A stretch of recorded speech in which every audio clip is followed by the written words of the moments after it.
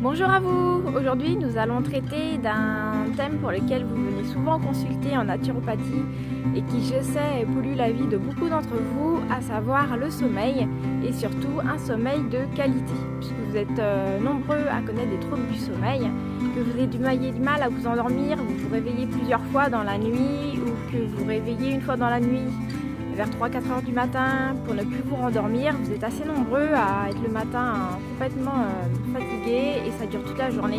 Et comme ça se répète nuit après nuit, ça a un vrai impact sur votre qualité de vie, sur vos performances dans la vie de tous les jours, au travail, sur votre humeur et puis sur votre bien-être en général. Donc on va parler du sommeil, quelles sont les conditions pour avoir un bon sommeil, quel comportement adopter, qu'est-ce qui se passe dans votre tête, et puis toutes les raisons possibles pour retrouver un sommeil de qualité. Donc déjà à la base, en fait, il faut que vous ayez un environnement calme pour dormir. Ça paraît évident, mais ça l'est pas forcément. Calme, ça ne veut pas seulement dire sans bruit, c'est également apaisant, en fait, serein.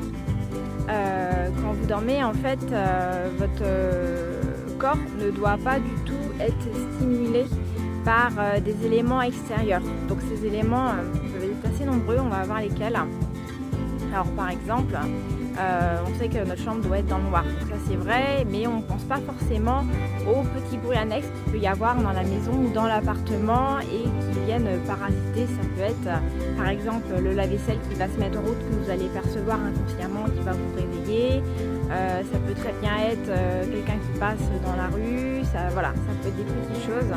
Si vous avez une bonne isolation phonique, c'est idéal. Sachez que tout ce qui est issu dans une chambre, ça permet de bien isoler aussi au niveau du bruit. Rien qu'une paire de rideaux en plus, ça peut faire une sacrée différence, ou des tapis pour vous isoler de vos voisins en dessous, par exemple, ou ce qui pourrait se passer dans la maison en dessous.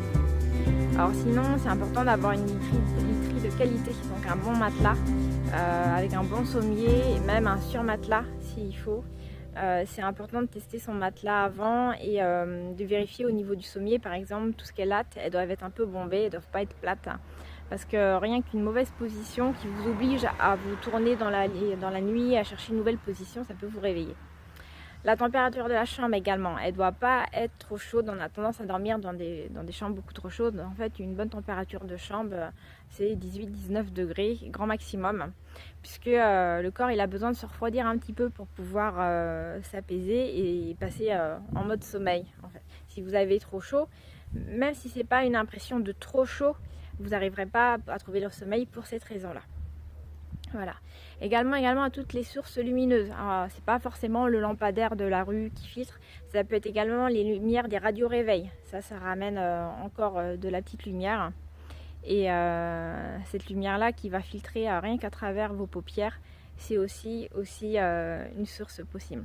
Donc c'est un travail à faire, à vérifier dans votre chambre. Est-ce que vous vous sentez en sécurité dans votre chambre également? Votre position du lit, votre place dans le lit par rapport à la porte, par rapport à la fenêtre. Est-ce que vous êtes sur un couloir comme une espèce de couloir virtuel en fait, entre la fenêtre et la porte? Dans ce cas-là, certains d'entre vous peuvent se sentir en insécurité et du coup ne pas arriver à trouver le sommeil pour cette raison. Et au contraire, certains d'entre vous vont avoir besoin d'être placés près d'une porte ou près d'une fenêtre pour se sentir en sécurité et ne pas être coincé dans un coin de la pièce. Voilà, donc ça c'est une première chose à vérifier, c'est vraiment l'environnement de sommeil. Une deuxième chose, c'est votre activité dans les heures et les minutes surtout précédant votre coucher. Qu'est-ce que vous avez fait? Est-ce que vous avez regardé la télé? Est-ce que vous avez regardé votre téléphone? Est-ce que vous avez regardé votre tablette? Est-ce que vous avez travaillé? En fait, tout simplement parce que votre cerveau a besoin de se mettre progressivement au calme.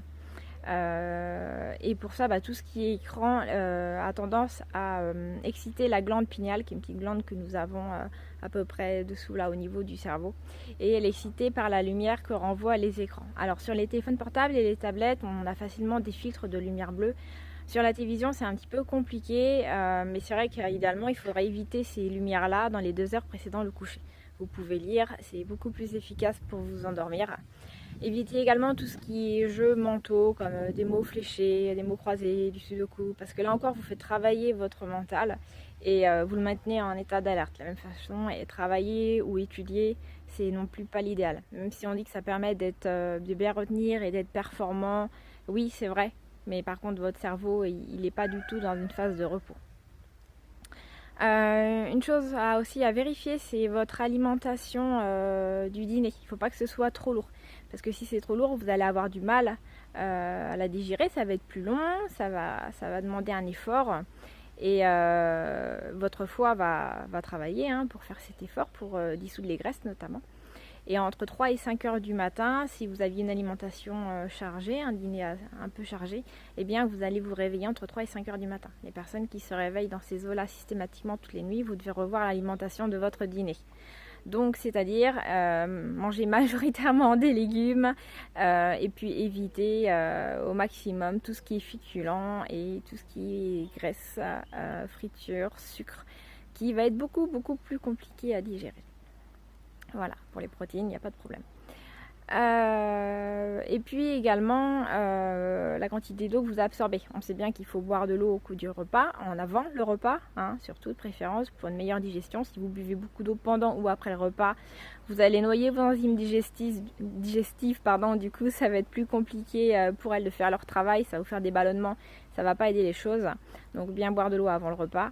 Mais surtout évitez de boire de l'eau dans la dernière heure avant de vous coucher, parce que sinon vous allez avoir la vessie pleine et ça va vous réveiller. Donc évitez vraiment toutes les stimuli qui puissent vous pousser en fait au réveil. Donc l'eau, on fait attention, c'est comme la tisane, si vous vous couchez à 22h30, à partir de 21h30 vous arrêtez de boire, vous tiendrez très bien quand même.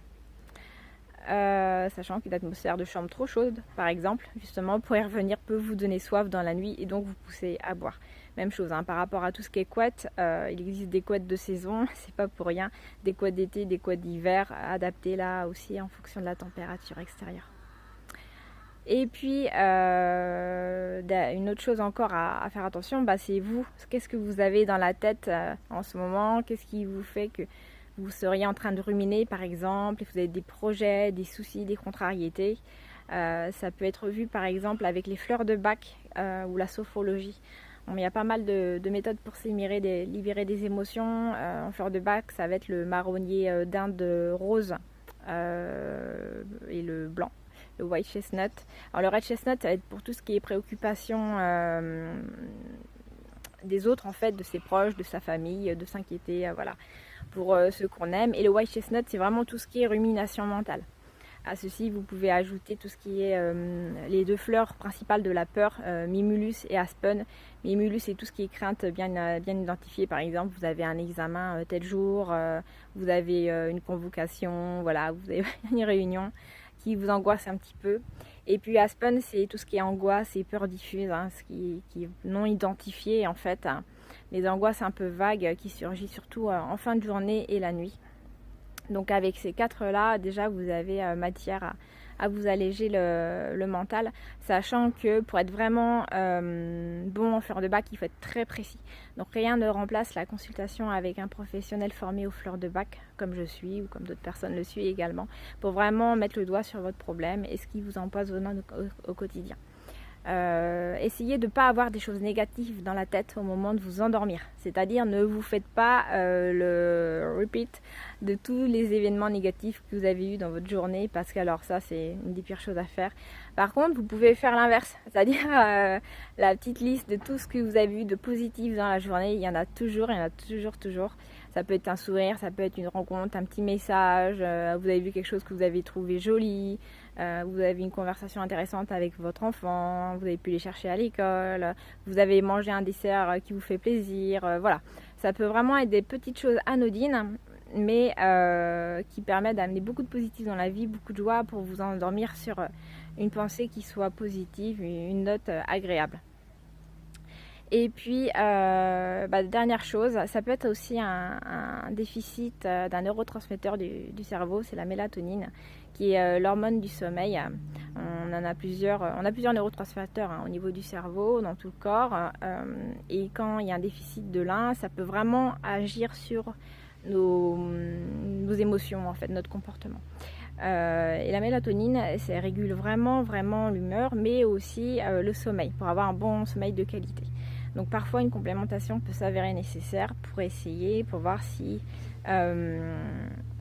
il y a vraiment quelque chose à réguler à ce niveau-là. Parfois 1 ou 2 mois de cure, ça suffit à relancer les choses au niveau du cerveau. Parce que le cerveau aussi, il faut lui apprendre à bien dormir. Vous avez un rythme à prendre. C'est vrai que tout ce qui est au niveau rythme de travail, des temps fractionnés, en décalé, bon ça c'est vrai qu'au bout d'un moment, ça dérègle ce qu'on appelle la durée du rythme circadien, c'est-à-dire l'alternance des jours et des nuits en fait, qui fait que nous avons envie de dormir la nuit et d'être éveillé le jour, puisqu'on est des êtres diurnes. On a une certaine durée de sommeil bien sûr à respecter, et quand c'est tout fractionné, ça se dérègle un petit peu, et notre cerveau ne sait plus du tout comment se positionner par rapport à ça. Donc c'est vrai que ça peut aider à réguler ceci et à retrouver un rythme. Après, clairement, si c'est parce que vous avez des contrariétés, ça ne changera pas grand-chose. En fait, il faut aussi travailler sur ça. Si c'est parce qu'il y a quelque chose qui vous réveille toutes les nuits de l'extérieur, il faut travailler sur ça. Mais disons que c'est une piste à envisager parmi d'autres, notamment pour les grands insomniaques, c'est pas mal. Et puis enfin, il y a une... j'ai déjà dit enfin, mais c'est un point qui me vient là maintenant. Il y a des personnes qui n'arrivent pas à dormir, qui ont peur de dormir parce qu'elles ont peur de mourir, en fait. Ça vient de l'enfance souvent, ou de la vie intra-utéro. Hein, c'est vraiment... ça peut même être au moment de la conception, hein, avec l'épigénétisme, l'environnement au moment de la conception, de votre conception. Qu'est-ce qui s'est passé? Une grande peur au niveau de vos parents. Enfin bref, c'est une peur qui a été imprimée dans votre inconscient, à savoir que s'endormir égale mourir.